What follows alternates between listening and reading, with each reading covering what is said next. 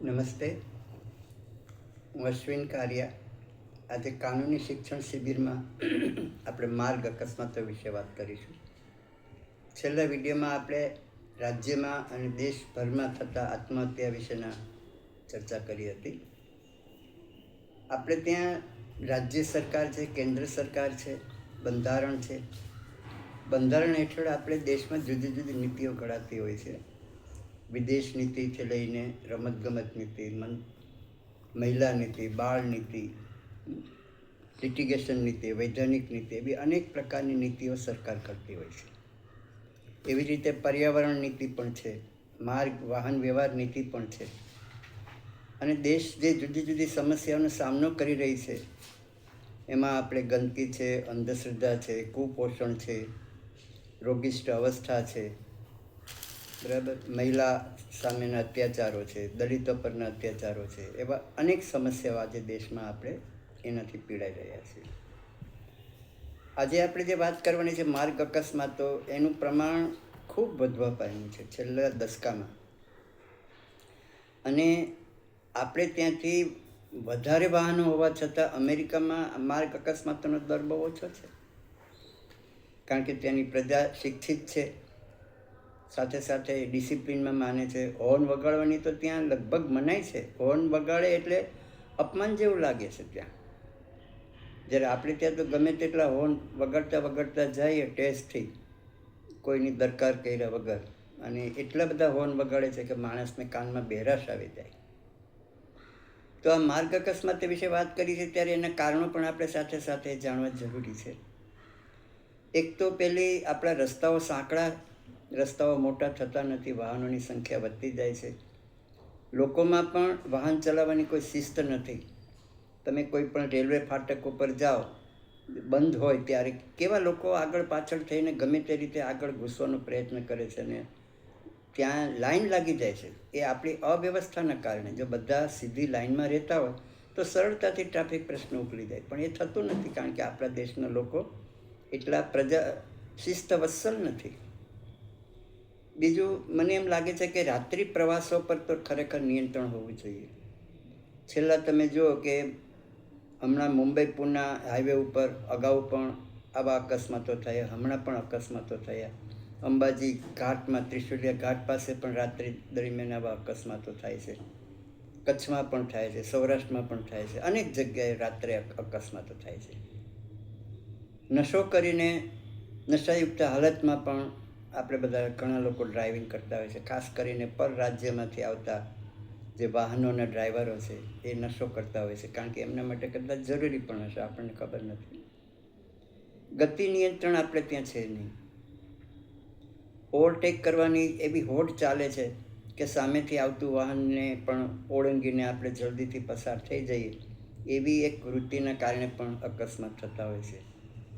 કેટલીક વાર આપણે ત્યાં અતિ ધનથી પીડાતા યુવકો મસ્તીમાં, મોજ મજામાં, ઝૂમતા ઝૂમતા એ લોકો આવી રીતે અકસ્માત કરે છે. તથ્ય પટેલનો કિસ્સો આપણે જાણીએ છીએ કે એકી સાથે 9 માણસો મરી ગયા હતા. ઘણી વખત આપણે રેલિંગ કૂદીને સામે પક્ષે વાહનો ભટકાય છે. આ કેવી જાતના અકસ્માતો થાય છે કંઈ સમજ પડતી નથી. અતિ ઝડપનું જ કારણ હશે એવું લાગે છે. યાંત્રિક ખામી પણ હોઈ શકે. આ બધા કારણો લીધે જે અકસ્માતો થાય છે એને રોકવા માટે આપણે શું કરી શકીએ? પહેલી વાત તો એ છે કે ઠેર ઠેર આપણે ત્યાં દરેક 4 રસ્તે પોલીસો જ મૂકવાની જરૂર છે, કારણ કે લોકોમાં બિલકુલ શિસ્ત નથી. લોકો દંડથી પણ બીતા નથી. અને તમે જુઓ કે આ પ્રકારે જ્યાં જ્યાં પોઈન્ટ આવે છે, વળાંક આવે છે, ત્યાં આપણે વાહન ધીમું પાડતા નથી, જોતા નથી આગળ પાછળ, અને સીધા ઘૂસી જઈએ છીએ અને અકસ્માતને નોતરે છે. તો પહેલી વાત એ છે કે આપણે ગમે કે ન ગમે, આપણી પાસે પ્રાયોરિટી હોવી જોઈએ કે ભાઈ આપણે માણસના જીવન બચાવવાના છે. પહેલાં તો આખા દેશમાં વર્ષમાં 1 લાખથી ઓછા અકસ્માતોમાં માણસો મરતા હતા. ધીમે ધીમે આ વધતો થયો, 1 લાખ થયો, 1.25 લાખ થયો, 1.5 લાખ થયો, અને આજે વર્ષ દરમિયાન આખા દેશમાં થઈને 1,59,000 માણસો આવી રીતે કાળનો કોળિયો બને છે. ગુજરાતની વાત કરીએ તો ગુજરાતમાં રોજ 23 અકસ્માતો થાય છે અને એમાં ઓછામાં ઓછા 13 માણસો દરરોજ મરે છે. મને લાગે છે કે આ આંકડો હચમચાવવો જોઈએ. રોજે રોજ આટલા માણસો મરે. તમે આજે આ વિડીયો જોશો અને પૂરો કરશો ત્યાં સુધીમાં 3-4 માણસો આવી રીતે માર્ગ અકસ્માતમાં કાળનો કોળિયો બની ગયા હશે. તો સરકારે અને લોકોએ સેન્સિટાઈઝ થવાની જરૂર છે. હાઈવે ઉપર બેફામ ગતિથી દોડતા વાહનો ટકરાઈ ન જાય એના માટે કાળજી રાખવી જરૂરી છે. બમ્પ અંગેની તો આપણી પાસે કોઈ પોલિસી જ નથી. ખરેખર જ્યાં બમ્પ હોય છે ત્યાં લીટા હોવા જોઈએ, આગળ બોર્ડ આવવા જોઈએ કે ભાઈ આગળ બમ્પ છે, વાહનો ધીરો હાંકો. એ હોતા નથી ને પરિણામે બમ્પ ખરેખર અકસ્માત રોકવા માટે હોય છે, એને બદલે બમ્પથી અકસ્માતો થાય છે. લોકો ઉખલી પડે છે, મરી જાય છે. એવા અનેક અકસ્માતો વડોદરામાં, પાલનપુરમાં, રાજકોટમાં આવી રીતે એકલ સવાર હોય સ્કૂટર ઉપર અને ખ્યાલ ન હોય કે અહીંયા બમ્પ આગળ આવે છે અને બમ્પના કારણે ઉછળીને પડીને મરી જાય છે. આવા નિર્દોષ યુવકો કે યુવતીઓ આવી રીતે ભોગ બને છે. એટલે હું તો એવું સમજું કે રાજ્ય સરકારે આને આપણા બીજા બધા કામો કરતાં પણ આને સૌથી વધારે પ્રાયોરિટી આપવી જોઈએ અને ઠેકાણે આવી સ્કોડ હોવી જોઈએ અકસ્માત નિયંત્રણ માટેની. ત્રીજી વસ્તુ છે કે જાહેર પરિવહન વ્યવસ્થા આપણે ત્યાં બહુ જ નબળી છે અને એના કારણે શું થાય કે નાના જે આ શહેરની આસપાસના ગામડાઓ હોય છે ત્યાં બસો પૂરતી પ્રમાણમાં હોતી નથી અને પરિણામે રિક્ષાઓ શટલ ચાલે છે અને એ શટલમાં કેટલા માણસો ભરાય છે તમે જાણી શકો છો? 25, 30, 40 માણસો બેસે છે એક જીપમાં.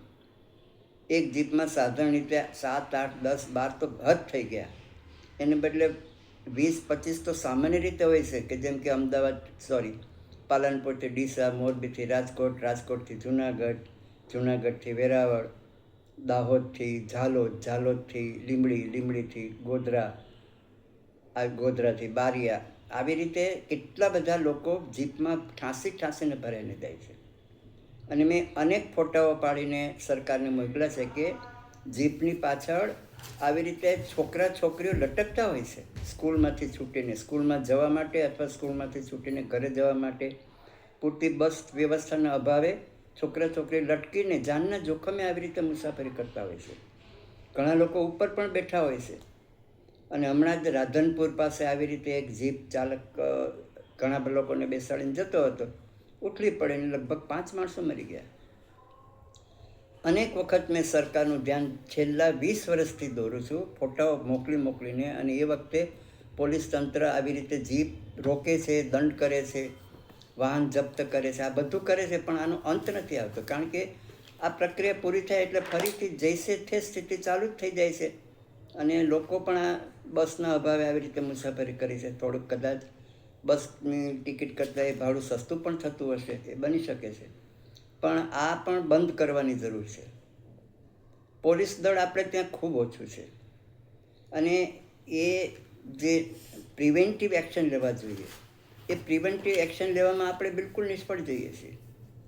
તો આ પ્રકારની જે માર્ગ અકસ્માતની સ્થિતિ છે અત્યંત ચિંતાજનક છે, ગંભીર છે અને આવી રીતે નિર્દોષ માણસો રોજે રોજ ગુજરાતમાં 12-15 માણસો મરી જતા હોય, યુવાનો હોય, બાળકો હોય, વૃદ્ધો હોય, સ્ત્રીઓ હોય. અરે હમણાં એક ગોધરામાં તો એવી રીતે અકસ્માત થયો કે એક કપલ જતું હતું સ્કૂટર ઉપર અને એક ટ્રક પસાર થયો અને પેલે બેનની સાડી એ પેલા હુકમાં ભરાઈ ગઈ અને તત્કાળ કચરાઈ ગયા. બોલો હવે કેટલું અકલ્પનીય મોત આવે છે માણસને આવી રીતે માર્ગ અકસ્માતોમાં. કેટલા બધા ઘાયલ થાય છે. ઘાયલ થવાની સ્થિતિ તો આપણે જાણતા નથી. એટલે બીજી વસ્તુ કે જે પણ અકસ્માત બને છે એને તાત્કાલિક સહાય પહોંચાડવી જોઈએ. આપણે ત્યાં સરકારી તંત્રમાં એટલી બધી ઢીલાશ છે અને એટલી બધી ટેકનિકલિટીઝ છે કે એનો કંઈ અંત જ નથી આવતો. એટલે પહેલી વસ્તુ એ કે હું તો એવું સમજું કે આ લોકાર્પણના કાર્યક્રમો થતા હોય, બીજા ઉદ્ઘાટનના થતા હોય કે ભૂમિપૂજનના થતા હોય, એ બધા કાર્યક્રમો રોકીને સરકારે આને પ્રાયોરિટી આપવી જોઈએ. લોકોના જીવ બચાવવા જોઈએ. ખાડા ટેકરાવાળા રસ્તાઓનું તાત્કાલિક સમારકામ થવું જોઈએ. ડાયવર્ઝન યોગ્ય સ્થિતિમાં હોવા જોઈએ. વાહન ગતિ ઉપર નિયંત્રણ હોવું જોઈએ. લટકતી સ્થિતિમાં મુસાફરી કરવા ઉપર સંપૂર્ણ પ્રમાણે પ્રતિબંધ જ હોવો જોઈએ. જાહેર વ્યવસ્થા, પરિવહન વ્યવસ્થા મજબૂત બનાવવી જોઈએ. જ્યાં જ્યાં સિટી બસો નથી ત્યાં તો સિટી બસો ચલાવવી જોઈએ. મહેસાણા છે, પાલનપુર છે, સુરેન્દ્રનગર છે, મોરબી છે, રાજકોટ છે, નજીકના ગામડાઓ કવર કરવા જોઈએ 7, 8, 10 કિલોમીટરની રેન્જમાં આવતા, કે જેથી આવી રીતે રિક્ષાઓ અને જીપો ભરીને ન જાય અને માણસનો જીવ બચે. એ વિશે આપણે ખરેખર ચિંતન કરવું જોઈએ. સરકારે વધારે જાગૃત થવાની જરૂર છે અને લોકોએ પણ ગતિ ઉપર નિયંત્રણ રાખવાની જરૂર છે. ટ્રાફિકના નિયમો પાળવાની ખૂબ જરૂર છે, નહીં તો આવી રીતે રોજે રોજ માણસો મરતા રહેશે. ધન્યવાદ.